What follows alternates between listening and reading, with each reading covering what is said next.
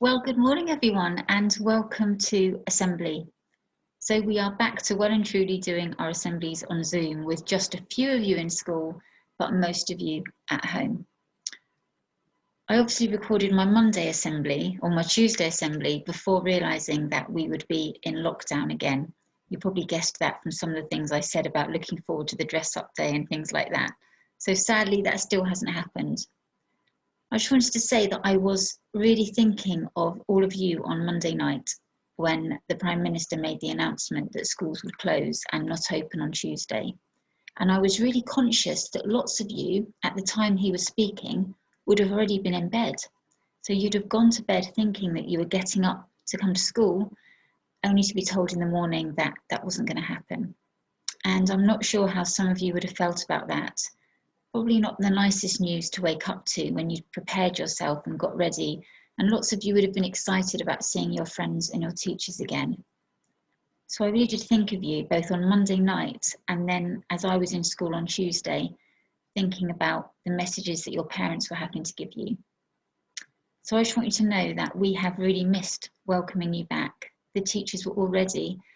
On Monday, we met as a teaching staff and we'd prepared what we were going to do on Tuesday, and then suddenly it had to change. So we have really missed you and we have thought about you so much this week. And again, I hope it's not too long before we can safely be back together again. But the most important thing at the moment is that you do stay at home and stay safe. Okay? And that's actually what we're going to be thinking about in our assemblies over the next few weeks. I had already had this idea that I wanted us to think about how we make other people feel safe and what safe places are like for us. And I wanted to start off by sharing with you a book that I found called Refuge. And it tells the story through the donkey's eyes about what happens after Jesus is born. So lots of you will know that the shepherds visited Jesus after he was born, and then the kings, or the wise men, as they should be known, they visited and they brought 3 special gifts for him. But the wise men were also aware that Jesus' life was in danger. There was a king called Herod, and he was scared about Jesus, and he wanted to harm him. And we talked a bit about that on Tuesday. So this story reminds us that before Jesus was very old, while he was still a baby, there were 2 occasions where he needed to find a safe place. Well, his mum and dad needed to find a safe place for him. The first, of course, was when he was born. And then this story will remind us of the second time. So let me share the story with you, Refuge, as we think about being safe and how we can help others to feel safe. Okay, this is the story Refuge, and remember, it's the donkey telling us the story about what happened next. The man led me, and I carried the woman all the way to Bethlehem. And then the baby was born. The shepherds came first. See them at the bottom there. And after them came the kings. When the last king left, the scent of frankincense lingering in the air, we all slept, and the man had a dream of danger. He woke long before the sun rose, and he told the woman. She took the baby and kissed him. She smelt his sweet baby breath and felt his soft, warm baby skin, and how his lashes tickled her cheek as he sleepily nuzzled her neck. "It's time to go," she said gently. Then they wrapped him, the baby, up warm, and they kissed him again, and the man came to get me. He patted me between the ears, and he led me out. "Come on, old friend," he said. "We're off on a journey again." We left some gold for the innkeeper, for he had been good to us when others had not. And we set off. Under starlight, through empty streets, whilst people were sleeping, hoping for the kindness of strangers again. And we passed the shepherds again in the field, and there were whispered blessings, and the movement of sheep in the darkness, and the clasp of rough hands, and the love of warm hearts. And I kept walking, carrying my precious load, and the woman held the baby close to her heart, and she and the man talked. They talked about journeys and dreams and warnings and the love of a baby and the kindness of strangers. And when we rested, they were frightened. They took hope from each other and from the baby's tiny first smile. And then we entered into Egypt. And there we found refuge.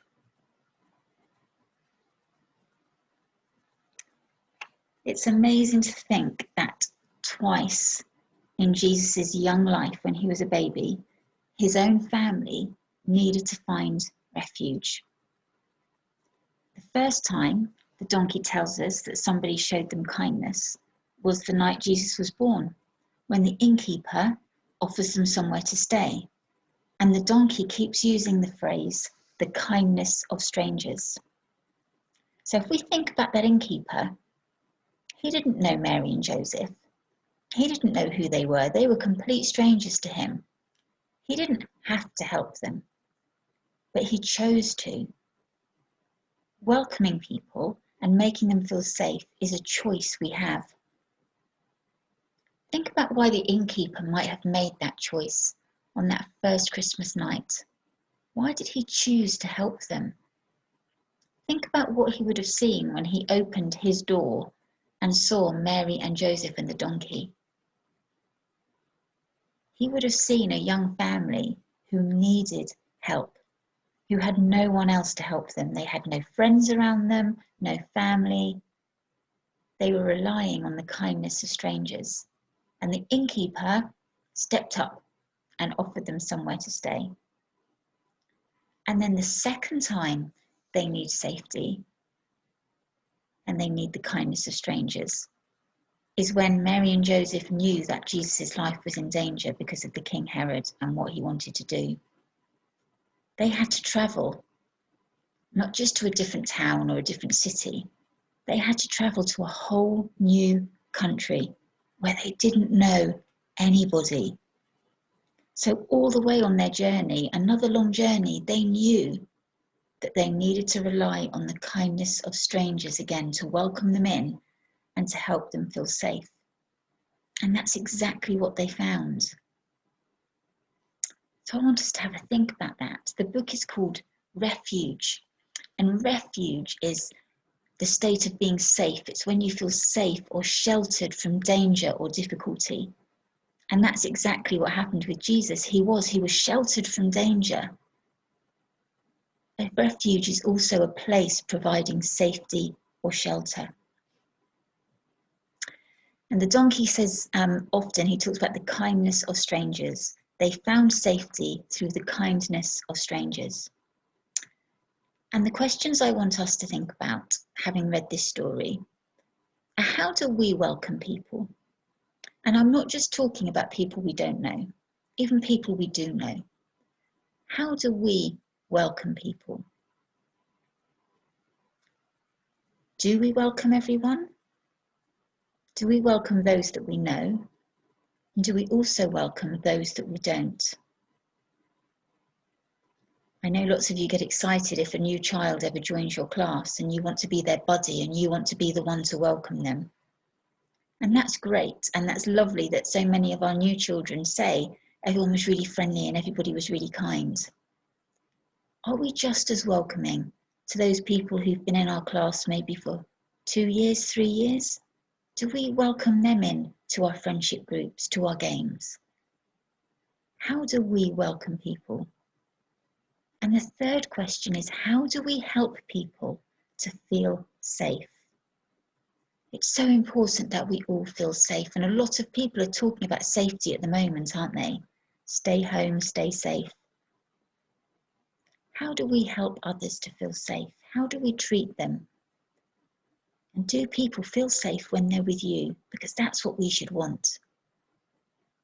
We're going to explore these ideas a lot more over the coming weeks. But it might be that if you're watching this in school, you might want to talk with other people about those questions. If you're at home, you might want to talk to your brother or sister, or maybe your parents about how do you as a family welcome people? Do you welcome strangers? Do you just welcome people that you know? And how do you help people around you to feel safe? And how do people help you to feel safe? Be a good chance to have some discussions around those questions, and we'll think about them a lot over the next few weeks. So I am going to finish there so that you can carry on with your home learning for the day. One of the highlights of the lockdowns last time was when you sent in lots of your work, and I got to see some of the things you were doing at home with your parents. So I would love to see that again. So please do share your successes. Tell us what you're doing and how you're getting on. I know we're going to miss you again, but we will get through this just like we did last time. And I will look forward to the day when once again we are all back in school together when it's safe. Take care, everybody. Have a good day, and I will see you soon. Bye.